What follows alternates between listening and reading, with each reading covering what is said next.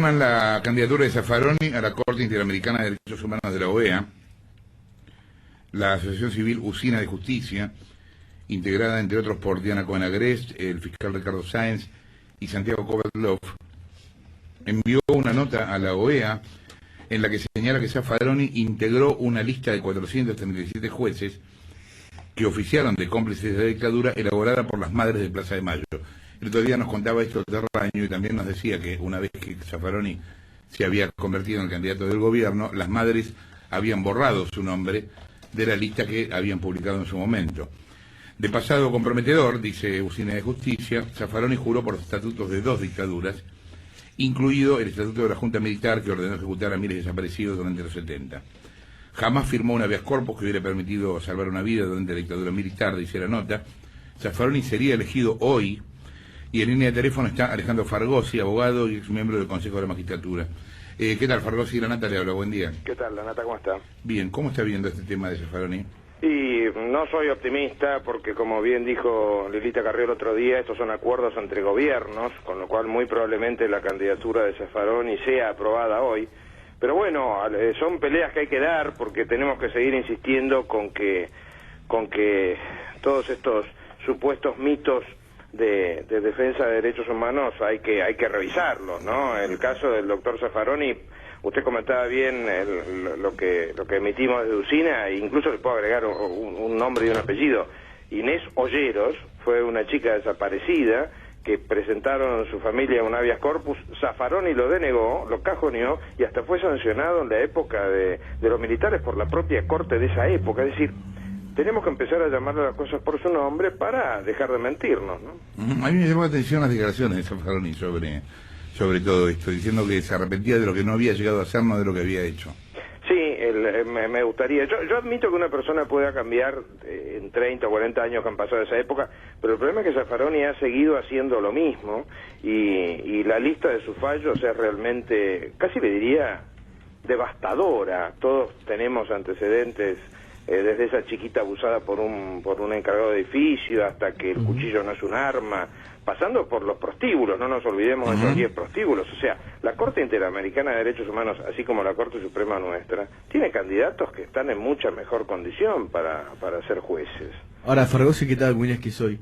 ¿Argentina tiene tanto lobby en la Corte Interamericana como para imponer a Zaffaroni con estos antecedentes? En este contexto, además. ¿Qué tal, Nicolás? Sí, aparentemente lo tiene, porque son cambios, son negociaciones entre estados, con lo cual vaya a saber qué votaremos a cambio, sobre todo en un esquema de política exterior que todos sabemos que no se caracteriza ni por su transparencia ni por su eficiencia, ¿no? Con lo cual no sé qué habrán dado a cambio, pero todo indica que hoy va a ser aprobado el pliego de Zaffaroni, como lo fue en la época de su candidatura a la Corte. Este tema del libro de Derecho Penal Militar, sí, ya lo había levantado Rodolfo Terraño en su momento. Sí, lo hablamos con él el otro día al aire. Claro, o sea, esto no es nuevo, lo que pasa es que es una persona que viene apareciendo y apareciendo y apareciendo y apareciendo, y creo que ha sentado muchos de los problemas de seguridad que tenemos hoy en día.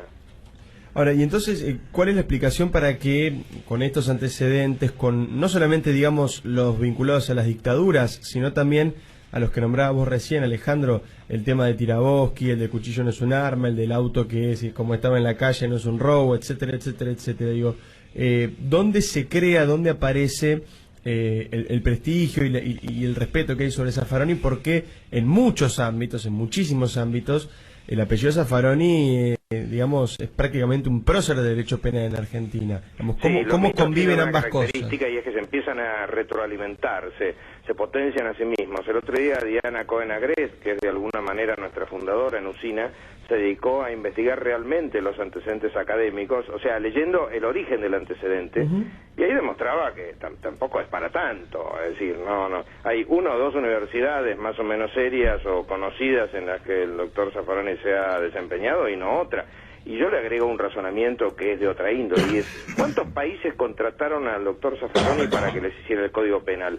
Ustedes saben que es muy común en materia jurídica que cuando una autoridad académica es muy famosa, es realmente famosa, lo contratan otros países. Ejemplo, a Pinedo lo han contratado para hacer el Código de las Comunicaciones de la República Dominicana. Digo, por poner un ejemplo. A Zaffaroni, que yo sepa, no lo contrataron para hacer ningún código, Nosotros tenemos muchos mitos en esto, desgraciadamente. O sea, usted dice que esta excelencia académica y en lo que respecta al derecho penal de Zaffaroni es más un mito que una realidad.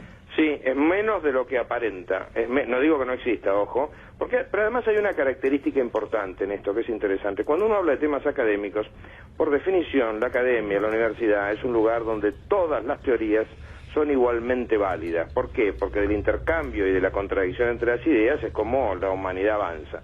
Pero acá estamos hablando de un problema de casos, temas concretos. O sea, ser juez no es hacer teoría, no es hacer doctrina, no es hablar de abstractos, es hablar de temas concretos. Por eso, usted puede ser un excelente académico y un pésimo juez. No quiero ponerme a hablar de filosofía porque sería insoportable, pero esto ya lo demostró Kant con holgura, ¿no? Emmanuel Kant, el filósofo, digo. Gracias, Farrosi, por la comunicación. Alejandro Fargosi, quien hablaba, abogado y ex miembro del Consejo de la Magistratura. Bueno, finalmente parece que lo nombran al hombre. Así lo dice Fargosi. La verdad que es notable o interesante el poder de lobby que tendría la Argentina en la Corte Interamericana para lograr imponer este voto, sobre todo por el escándalo que generó, bueno, de vuelta la repercusión pública de este libro que escribió Zaffaroni en la dictadura, que se conoció en su momento y que en aquel momento, hay que reconocerlo, fueron muy pocos los legisladores que se opusieron a la designación de Zaffaroni. Pero Terraño estuvo bien ahí, lo dijo en el Congreso, digamos. Terraño, los que no escucharon no quisieron escuchar. Exactamente, digamos, ¿no? Terraño lo dijo, no, por supuesto. Y también Elisa Carrió, que me acuerdo que cuando el gobierno postuló a Zaffaroni, ella dijo algo así, es como que postulen a Dios. Y después, cuando se conoció que Zaffaroni no había o debía algunos impuestos o no había pagado impuestos, Carrió también impugnó su designación.